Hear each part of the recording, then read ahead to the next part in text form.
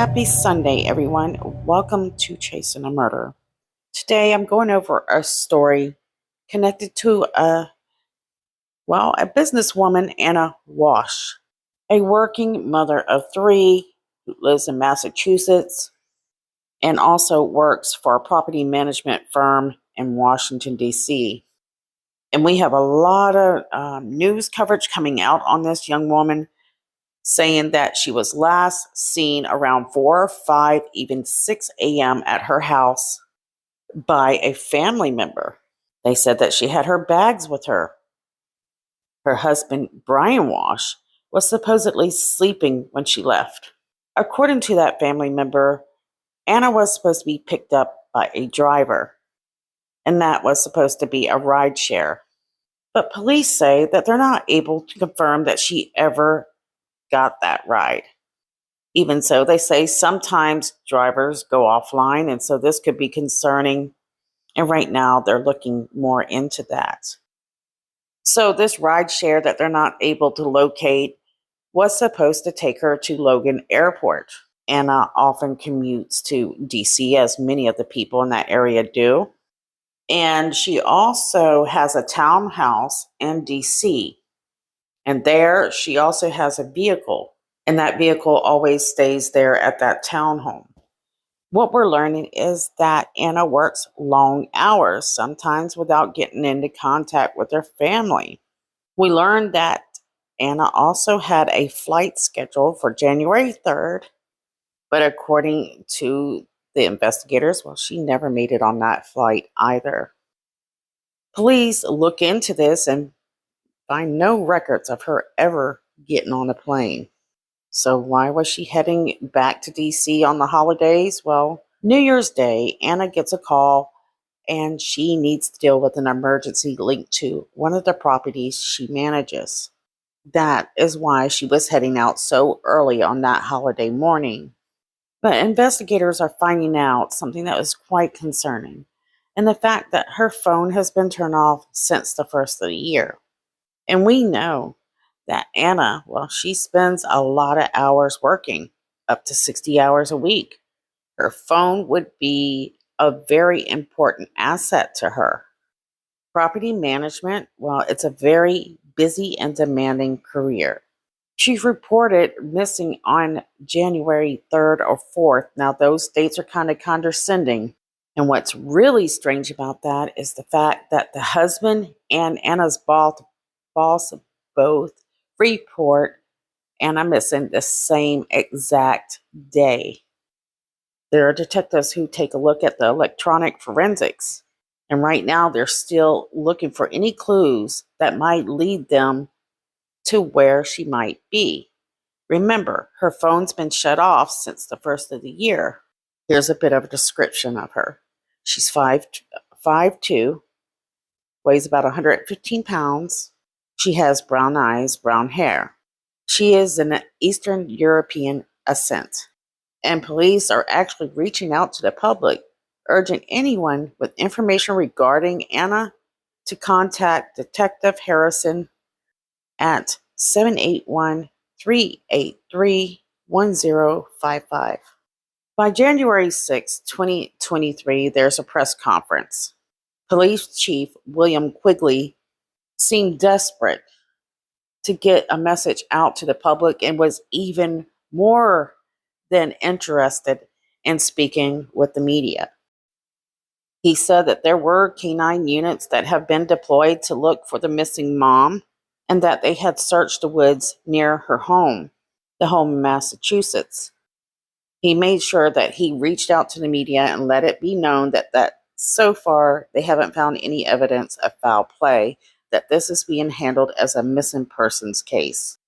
He speaks about the days that she's missing, so the day that she left and how she never returned, but we don't hear anything about days prior to that. He says they found out that she's not using her debit card, her phone, and really hasn't left any digital footprints since that morning, at least that they're aware of at this time. What we're being told is that this home in DC, that she commutes to work, she stays at this townhome a few times a month. Police have searched that home but have found no signs of her being there either. Again, they confirmed that the vehicle that is at that residence is still there untouched. He reinforms everybody that Ana was reported missing by her boss and her husband at the same time. And reporters, well, they're going crazy about this because just like us, I mean, why in the world would he wait so long to report her missing? Reporters reach out to the chief and say, who else was at the house? Who saw her leave? Were there cameras? And chief says, we have information to the effect of a family member that saw her leave. He said that they have searched the home once, but plan to search this home again a few days later. And you can see that he's in desperate need of the public's help, and he's definitely stayed there to make sure that he could get all the media attention he could get. He stressed to the media that this is being treated as a missing persons case, and then he calls out to Ana through the cameras to please call, let somebody know you're okay. Strangely, the husband is not coming out to the public. While the chief is saying that, it appears that the police do not believe that there's, a possibility that she's just off the grid. But by law, until they can prove otherwise, their hands are tied. He said, quote, well, it's not normal that she is missing. So we automatically feel that she's in a dangerous position by mere fact that she's missing, end quote. And again, he stresses, quote, other than that, there's no evidence to support anything illegal, end quote. Chief William Quigley said, we're just trying to locate Ana and get her home safely. We have nothing to support anything suspicious or criminal. He does mention the fact that Ana has no mental health issues in the past or present, at least to their knowledge. And he gives us a clue that though she is missing and it's considered not normal, and it's normal for her not to contact her family during work hours, she always comes home. So there's something I want to mention. So her husband, Brian, he has gotten in trouble for scheming, dealing with the Warhol paintings. And he's still dealing with that trouble. He pleaded guilty to it. And I may do a video on this in more detail later. By January 7th, Massachusetts investigators say they are suspending their extensive ground search and were concluded around 5:15 p.m. Saturday. I'm throwing in a few Easter eggs in this. And during that time, reporters and investigators were looking into a home that caught fire that the Welshes previously lived in a few months back, nearly a year back. So the search was actually concentrated on. So the search that they were looking for Ana was along a certain route on 3A, also known as Chief Justice Cushing Highway. Canines, helicopters, you name it, was out there searching. So you have the police searching, and then you have firefighters who are responding to a fire on Jerusalem Road. I mean, I don't know why they took interest in this unless they know something we don't, but it took headlines. And dates have been a little wishy-washy as well. The family that was living there when the fire broke out were able to get out of the house safely, so that's good.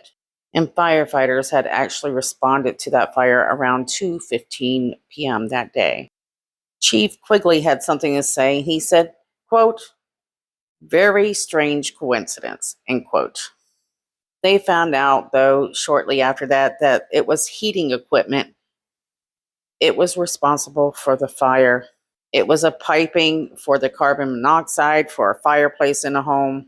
And they sent out, look, this is what happened. It has nothing to do with this. We don't think so anyways.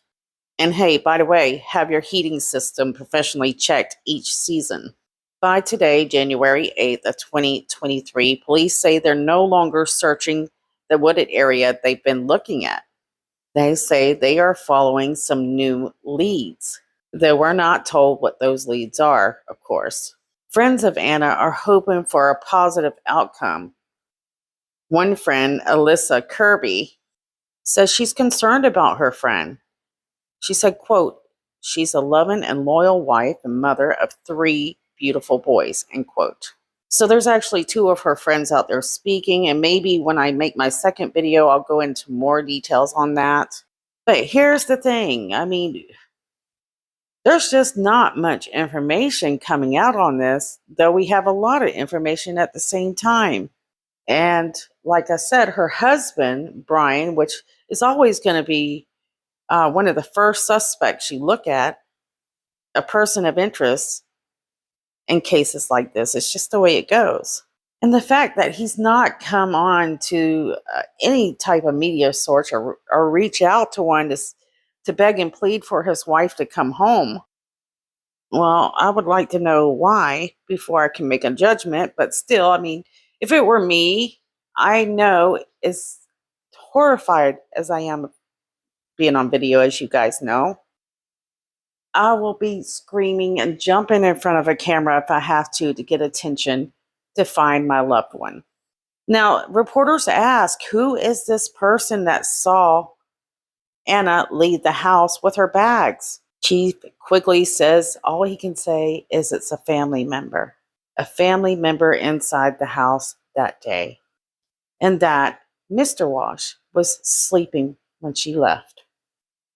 Now, they've gone through security footage. We don't know what they've found, but as of right now, we're being told nothing. But they're saying they've got some new ideas or going a different direction, so maybe they found something.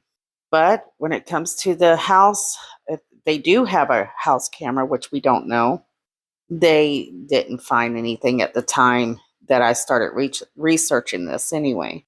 Now, I'll give you a quick thing about Brian here. He had a friend who was into art in South Korea. He went to go visit, and he talked him into letting him have 2 of the Warhol paintings. He told him that he can make money with them. Anyways, like I said, I don't have the details in front of me right now. Just a quick cap here for you. That friend tries to get in contact with Brian, can't get in contact with him. And Brian's trying to sell these paintings out from underneath him. He put them on eBay for $100,000 each, but went offline to make another deal, selling them for about $80,000 each. Needless to say, he got caught and is dealing with the legal process attached to this right now. He pleaded guilty. I believe it was in 2021. But what we're hearing is they're still dealing with he's still dealing with that case. So his character, well, it says a lot, really. It says that he's a liar and he's a scammer. And how does that character play out in this case with his wife missing? And the fact he waited so many days to call police. Well, it doesn't look good. Here's that Easter egg. I haven't had time to research this right here, but whoever does, share it here in my comments. I've been trying to take some time off from YouTube because I worked so hard on it. But I wanted to get this out to you guys. Now, don't forget about our girls that continue to go missing. Their cases are unsolved and there's no justice for their families. Share videos like this one we have out today because it's all active missing persons. Maybe you can help. If you like the work that I do, you can donate to my Patreon at Chasing a Murder. And to those of you that have supported me so much through this, thank you so much. I love you guys. And I'll see you guys soon.